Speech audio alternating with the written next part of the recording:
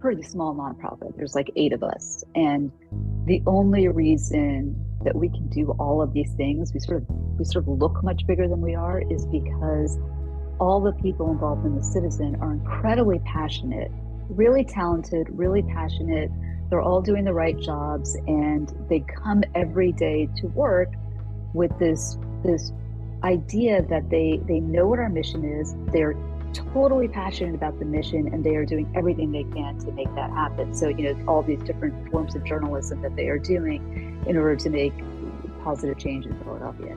And that is like an irreplaceable thing, right? You can't run an organization that is mission driven and behind if you don't have people who share the mission.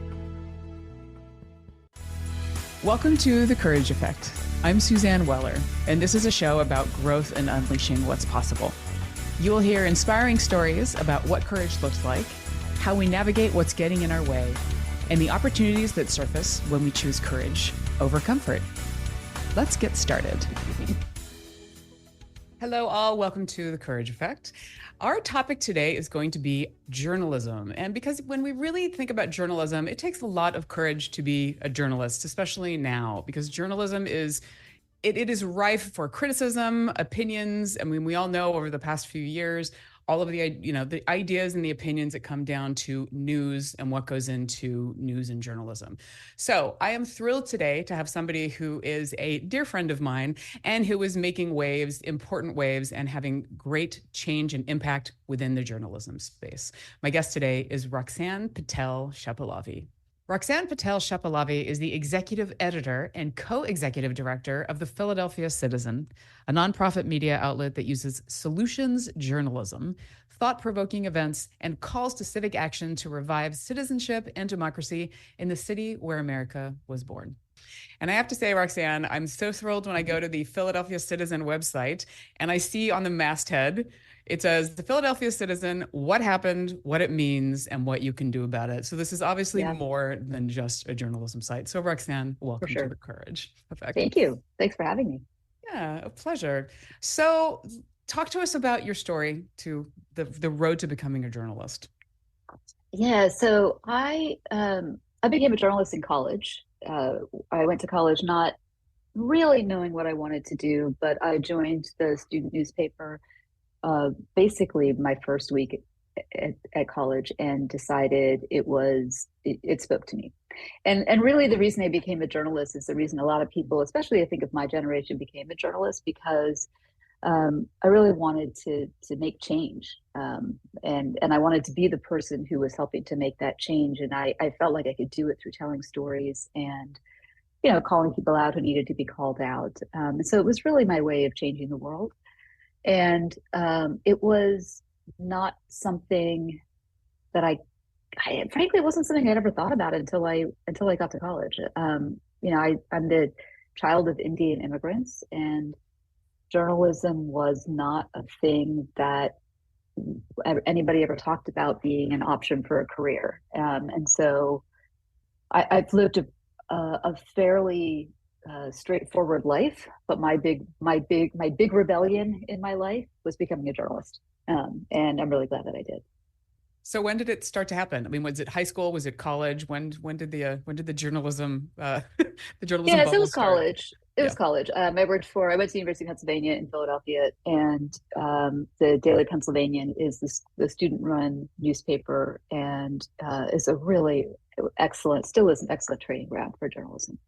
And because it was a small community, I could feel the impact of the work that I was doing, right? People would see my name in the paper and they would talk to me about it, and teachers would talk to me about it, and the university president would respond. And so kind of felt that rush, frankly, of writing something and then having it go out into the world and having it actually have an impact. And I've kind of been chasing that my whole career, that feeling of being able to tell these stories and having it actually have an impact. And that kind of leads us to where the work that I'm doing now, which is much, much more directly impactful than anything I've done. So talk to us about that, because I know that you joined as a journalist, but then you sort of moved up the ranks pretty quickly, and you're a key member as far as bringing the Philadelphia Citizens to life. Yeah, so I've been a journalist for about 30 years in Philadelphia for about 25 years, and I was a writer. I wrote for Philadelphia Magazine. I was a freelance magazine writer for about a decade, mostly working on I wrote a lot of social issue stories about women's health and women's bioethics. And I was writing things that were meaningful to me, but they also would go out into the world, and I had no sense of if they were reaching people, if they were affecting people, which is a lot of journalism, right? You have faith that what you're doing is important and makes a difference, and there are definitely stories that need to be told, the stuff that I've written. And about 10 years ago, a colleague and friend of mine called me and said, I have this idea for a different way to do journalism in Philadelphia. And that different way turned into this thing that we created called the Philadelphia Citizen. And it was, I joined and we started the Citizen around the time that this idea of solutions journalism was bubbling to the surface. And solutions journalism is really looking at problems through the lens of the solution. So the city of Philadelphia is a city with a lot of problems, but there's also tons of innovation here and around the country that are um, which are actual solutions to these problems, like people doing things in neighborhoods. Sometimes it's government, sometimes it's businesses, sometimes it's researchers, whatever it is. There's people who are really enacting solutions.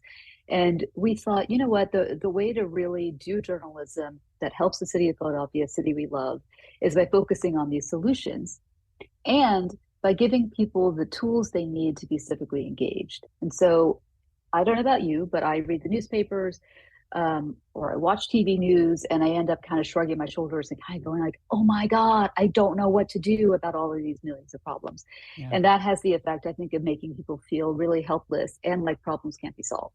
So what we do is really tell people with every story, this is what you can do about this issue if you care about it. And that has become, we have a website now. We do events that are really about they're really taking this mission to in front of people and gathering people. The sort of really old fashioned way of doing things, which is being in a room together. And we launched about 8 years ago, and I kind of went from being a writer to editing my colleague Larry, because there was just a few of us doing this, to being somebody who is now I now edit it, and I run the organization. And that was not a journey that I necessarily expected I would take, but it was a journey that it came very organically, and it really was all about the fact that I was very passionate about this project that we were trying to get off the ground. And it became about journalism, but it was the sort of the first expression of my journalism really being about changing the world around me, and being able to kind of craft this thing with that vision is what has allowed me to thrive in this role and to really love it. That must have been And scary though. well, it was scary in the sense, it was scary in the sense that startups are scary, I think, where Yeah. there's you kind of go into it not necessarily knowing anything. So I'd never run anything before. We are also a nonprofit, so the other piece of this is trying to change the whole journalism model. And so part of what was really fun about it when we started was that because we were doing something new, there weren't a lot of rules to break. So it wasn't like trying to take something that had already existed and saying we're going to do something different. We were like, we're just going to start this thing, and this is how we're doing it. And I think because I didn't really know what was involved in running anything, running a nonprofit, really being the editor or leading people or putting a vision onto a screen, I didn't really think about the fact that that might be really hard and really scary. I just kind of started doing it. And so tons of mistakes, hiring the wrong people, having this sort of chaos in the beginning, which was really fun, but also was not sustainable. And now it's become something that is we do have impact. We have a big audience. now people are paying attention. So in some ways that's scarier because now people actually respond to things. And now I write something, I get people calling me up and getting mad or saying yes or whatever it is. But it has a different, there's a different feeling. And I think in some ways it's because now that I kind of know what I'm doing, I kind of can see where I could fall off of a ledge or off of a cliff. And that's in some ways scarier. So it's almost like that fearlessness of just going at it. You're Yeah, taking the just leap doing and you it. just do it. Hmm. Yeah. Yeah, Yeah. totally. Yeah. That's I mean, great. I think that's how a lot of things get done. I think it's, you're just so, people are so naive and you don't overthink it, right? You just do it. And that's kind of beautiful. Yeah. What was the biggest surprise when in this journey over the last 8 years for you? For me personally, the biggest surprise was that I was able to actually lead a thing, because I didn't realize that as journalists we talk to people and then we sit and we just write, and it's a pretty solitary activity. I mean, you have colleagues and you have editors, but I was never an editor, and I never really led anything or shaped anything, and I didn't think that I was ever going to do that actually, because I really enjoyed being a writer. And so for me personally, the biggest surprise is that I could do that. And then as an organization, the biggest surprise is that we actually have an impact, that people that we're actually making change with the work that we're doing. And the fact that that can actually happen in the sixth largest city in America is kind of bonkers and pretty exciting. That's so exciting. And Mhm. it's the perfect fit for you. I mean, that's, the idea of like you really going into journalism and wanting to create change, Yeah. which you're doing every day. Yes. Yeah, and there's something about also working locally. I worked for a lot of national magazines when I was freelancing, and coming back and really focusing on my own neighborhood and my own community, particularly in the sort of political and journalistic world that we live in nationally. It is really nice to focus on my own home and my neighbors, and recognizing that the real change you can make is when you walk out the door and the way you interact with people and the sort of small bits of citizenship that you can do every day. Yeah. And that's like really what we push. And so I love that. Like I love that that is what I'm trying to demonstrate in the work that we're doing. Well, and you also get to see the impact firsthand.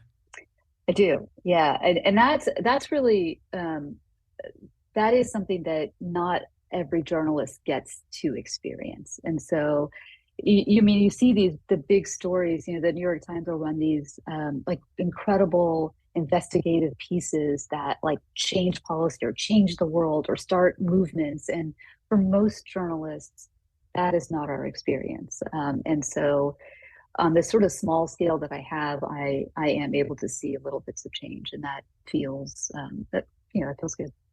That's great. Well, we're going to cut for a quick break, but I'd love to talk to you a little bit more just about the mission, the call to the mission for you and for the Philadelphia Citizen when we come back. So, all right, Okay. we'll be right back. You're listening to The Courage Effect. Stay tuned. Courage takes on many forms. I know from personal experience that one of the most courageous things we can do is to recognize when we need help and seek out support. If you're going through a hard time, feeling like something is interfering with your happiness or the ability to achieve your goals, therapy can give you tools to approach your life in a very different way. And that's why I'm excited to tell you about today's sponsor, BetterHelp. BetterHelp's mission is to make therapy more affordable and accessible. It's an online platform where you can be matched with a professional therapist in as little as a few days. For more information and to get matched with a therapist, go to BetterHelp, that's HELP.com/courage. Visiting this link both supports this show and gets you 10% off your first month of BetterHelp. So if you're struggling, consider online therapy with BetterHelp. Easy on the ears, good for the soul. Alternative Talk 1150. Welcome back to The Courage Effect. This is Suzanne, and I'm in conversation with Roxanne Patel Shepelavy. So, Roxanne, when we talk about your mission as a journalist and the mission of the Philadelphia Citizen, I would love to hear about how are you really empowering the people? Because that is such, the call to action, making sure that people are civically aware. Talk to us a little bit about how that's happening. Yeah, so every story that we write, so we have a website and we run 10 to 15 stories a week, and every single story has on there a button that says do something. So if you read an article and you want to know, how do I start a little free library in my neighborhood? That little button will tell you how to do it. And, we surveyed our audience. We survey our audience every year, and 85% of the people who responded to that survey said they had actually taken action based on something they read in The Citizen, which is kind of a huge number. And so it was, we help people vote. We help people figure out if there's an organization they want to be involved in. We help people to figure out how to, donate their money. We help people figure out how can they, how can they take care of people who are homeless. Any and many of these different things. How do you support businesses that are owned by women or people of color, or how do you write to your city council person and tell them that you don't like what they're doing or you do like what they're doing. So all of these different small acts of citizenship are things that we give people very direct, a very direct roadmap for how to do. And then we have all these different events. And one of the events, our biggest event of the year, is something called the Ideas We Should Steal Festival. And that is based on a column of the same name that we've been doing all along. And what we do is we look around the country for solutions. And then we bring people to the stage in Philadelphia, and they're in front of like 500 Philadelphians, and they're talking about how they have solved a problem in their city. And oftentimes, the point of that is not just to have like a show. The point of that is to say, this is how you, in this audience of civic leaders and business people and educators and philanthropists, can actually solve a problem in Philadelphia. And on at least 3 occasions, that has actually happened, where we've had something on a stage, and within a year or two, one of those ideas has actually come to fruition in Philadelphia. Not actually stolen, in fact, in partnership with the people who presented the idea. And that is that kind of direct, like, we're here because this is what we want to do. And so what we're doing with our journalism is, it's not journalism for journalism's sake. And we kind of talked about our mission. Our mission is genuinely about bettering Philadelphia, reviving citizenship, strengthening democracy, and empowering everybody in the city to be somebody who is like making the change that they want to see in their city. And so we start to see that in these different ways. And then, and the sort of the third leg of our stool, besides editorial and events, is engagement. And so we will put out into the world some engagement projects. We do something called Integrity Icon, and it's a contest in which we try to name and fame the highest integrity city workers in Philadelphia, in partnership with an organization called Accountability Lab that does it all over the world.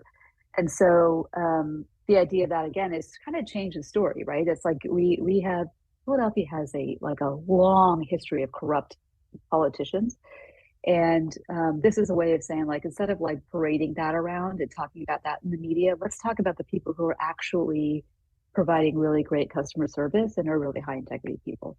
And so we also do projects like that. And so all of that together it creates kind of a different way of thinking about journalism. So we think about every single one of these pieces as being the way that we do journalism. And that is not the usual way of doing journalism. And it's also not, I think, the way people think about the media and the work that the media can do. As you indicated earlier, like, the media is responsible for a lot of damage in this country and probably the world. But it is also, and the part that we kind of forget, is that it can also be something that lifts everybody up, and that really is uncovering things that need to be uncovered, and that is providing solutions, frankly, if the journalism is done that way. And that's what we're trying to do.